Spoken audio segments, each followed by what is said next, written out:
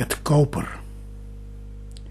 Breed blaast het koper het stof en bladeren door het bos en raakt het spaarzame haar kaal in de war.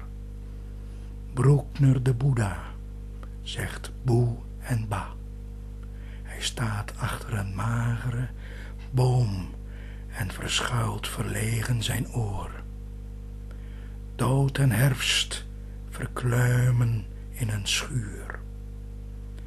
Na 12 grommen de tubas en bassen, in tongen onder de houten vloer, en hoog aan een dunne nek hangt daar een hoofd zacht slingerend als lamp in zijn licht te denken.